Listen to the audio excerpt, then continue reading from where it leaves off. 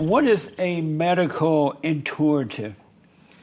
Well, a medical intuitive is an individual who can sense, typically within their body, somatic feelings and sensations that would connect to a root cause of another person's illness. So for example, if you've got a broken leg, a medical intuitive will usually feel that, like in their own leg, or they'll feel that the cause of what happened to cause that broken leg. If that makes sense. I know that's very esoteric. So are you saying that you could be in the room with someone that has a medical illness happening, and you can feel the pain, their pain? You can feel the pain somatically, and you can also pick up on what caused that. Really? Yes. And so if a person has a broken leg, without speaking to the person, you can feel the pain of the broken leg, and you know what happened to cause it. Yes.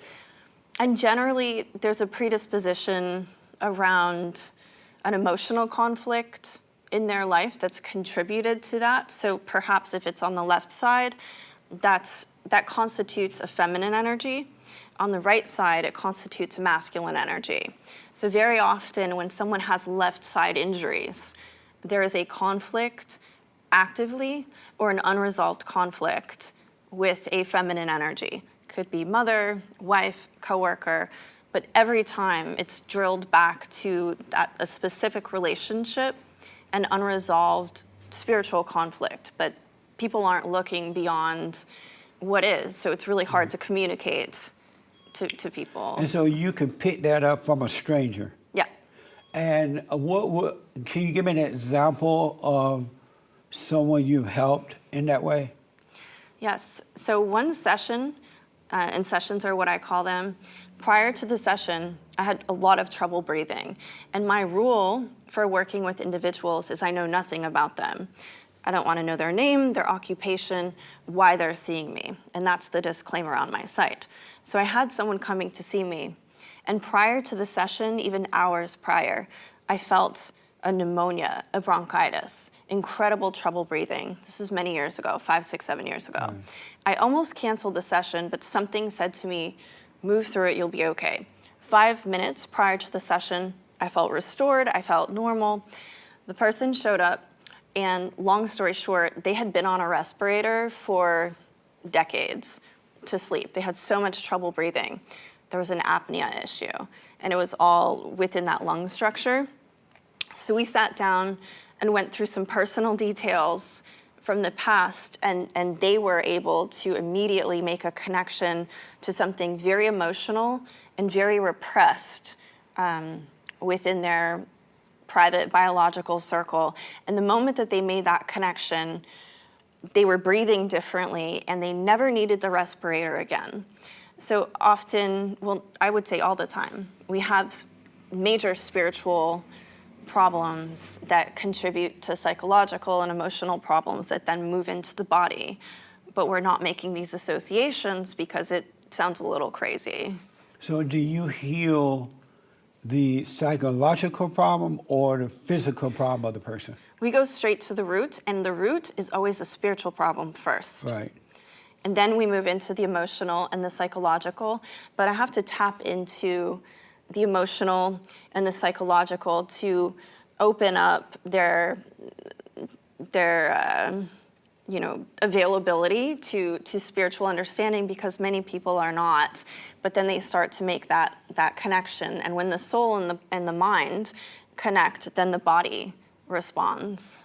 And so the body, once you deal with the psychological issues, emotion and stuff like that, and they have a physical broken leg, for an example, will that heal the broken leg too? Very often. It does heal the body? Yes. And so you've dealt with people like that had broken bones, and you dealt with their psychological issues, and their bones came back together? Many times. I had a woman reach out to me years ago. She'd read the prerequisite books that I have listed, and I said, you can't tell me why you're calling, and she kept calling. I went to see her. And she said, "Can I please tell you why you're here?" I said, "No, we spoke for a few hours." And then she told me, "I have stage 4 cancer. I have a short time to live." And I started to laugh because I knew it wasn't true. And then she started to laugh. And in those 3 hours preceding that, we had made a million connections to different psychological hang-ups and boxes that she had stored different experiences in relative to very important relationships in her life. Right. 1 month later, she flew to New York to see her oncologist. And they said, "I don't know what you did. You're fine." She wrote about it. She left me voicemails about it. So these are just very strange acts of God, but God communicates in And this so way. that person will heal of cancer once you dealt with all that. She healed herself by making these spiritual connections to her emotional and psychological state, and then making the corresponding changes in her life, because changes have to be made. Right. We're lazy. We don't like to make changes, so we stay rooted in our illnesses. What would be the cause of a person out working, a contractor, out working, and that contractorship fall off a building or something, or accidentally cut their hand with a saw thing that they're using? What would that have to do with mommy issues? It would seem haphazard, but when we're out of balance, mentally, emotionally, and then physically, that physical body is actually speaking to everything that's going on for us in an intangible sense.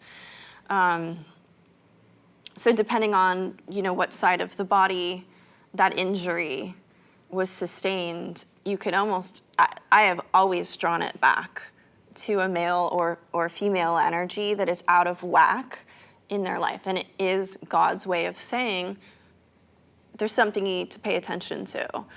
But the majority of the population wouldn't see it that way. They'd think it's crazy. What's the difference between a male energy and a female energy? Well, it shows up in the body differently, at least for me. This is how I've always connected to it, and I think others do as well. That left side is female, and that right side is male. I don't know if I've answered your question, though. But how can you detect which energy you're dealing with? When I feel it on the left side, I know it's female. And so I'll go immediately into a corresponding relationship in their life. Do women have male energy?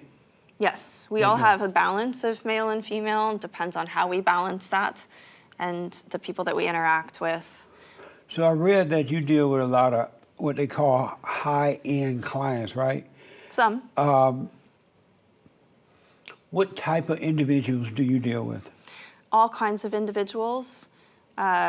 I don't know that I could specify a specific group, but I have seen everybody from, C-suites of major corporations to students that are, working really hard to take care of the session with me. Why do you think people trust you with this? I think it's my writing. So I had started a blog when I first began. I had no picture of my face. Nothing. Everything was blank. I wanted a blank slate to not be judged, no associations. Right. And so people would read the things that I was writing about. And there's energy in what we write about. You can feel the intention, I think. And so I've had some folks say, "I read one of your articles. I need to see you tomorrow," and demanding, doing whatever it takes. There's an intangible connection that we share through communications. And I think that the blog is the overwhelming, if not maybe the only reason people have seen me. Oh, I see. And do they typically see you in private? They say, "Hey, keep my name private. Don't tell anyone"?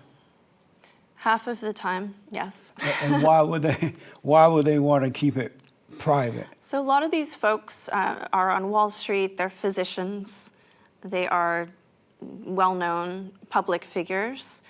And I think it rocks two things. I think it rocks the boat for them in terms of judgment. I mean, this is obviously a very out there practice. Right. So that's one. And I think two, there is a sacred space around that type of work. Right. And we have a web of thought and a web of consciousness.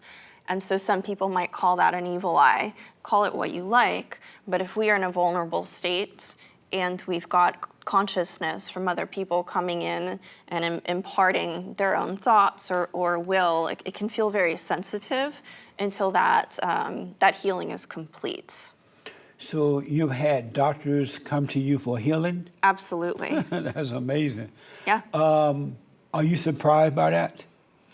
Initially, 10 or 12 years ago, I was, but it was so common and it just kept happening over and over and over and over. And the individuals I see are really intelligent people, maybe too intelligent for their own good in some cases.